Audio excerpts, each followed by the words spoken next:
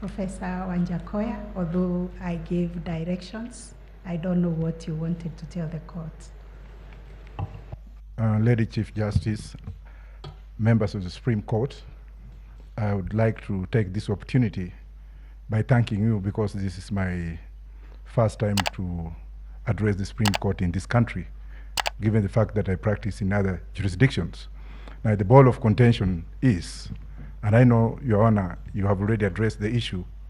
The ball of contention is, I'm a presidential candidate. I was in this room this morning.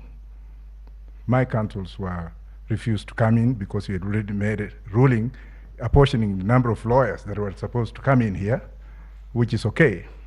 But what I want to beg or to pray is that I pray to be given some opportunity, probably under your discretion, so that I can also be enjoined to speak through my counsel on case number 7, of which I was enjoined as an interested party.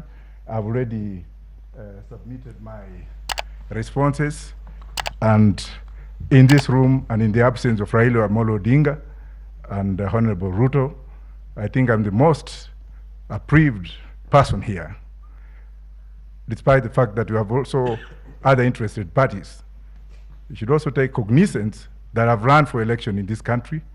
I've traversed this country.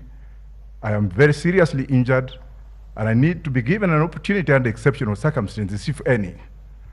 And finally, I would also like to thank those who are here, especially Gidu Muigai and James Orengo, for having successfully made me to be who I am today, and my alumni, of course, the Chief Justice, that please, let's look beyond the mirror so that we can look at justice to be done. Even though people say or collude or speak of fairness, fairness starts with me in this room. Thank you again.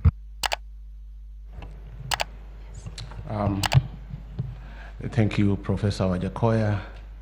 We indeed recognize the fact that you are one of the presidential candidates in these last elections.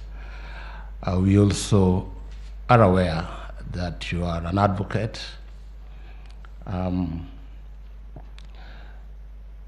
We issued directions regarding the use of this courtroom, and we explained why we only have so many lawyers allowed here.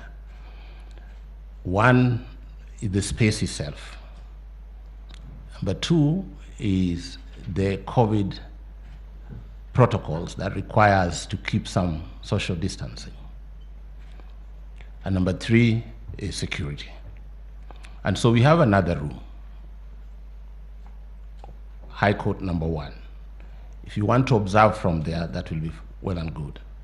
But in this room, we have counsel who are fully participating in these proceedings. So you can observe from the next door, and that's how it's going to go. You've had the last directions, we've given the further directions, that even those counsel who are here, who exceed the number that we gave this morning, will not be allowed in this room. Because we want to leave this room for the purpose for which we gather tomorrow. So we thank you, Professor Wajackoyah.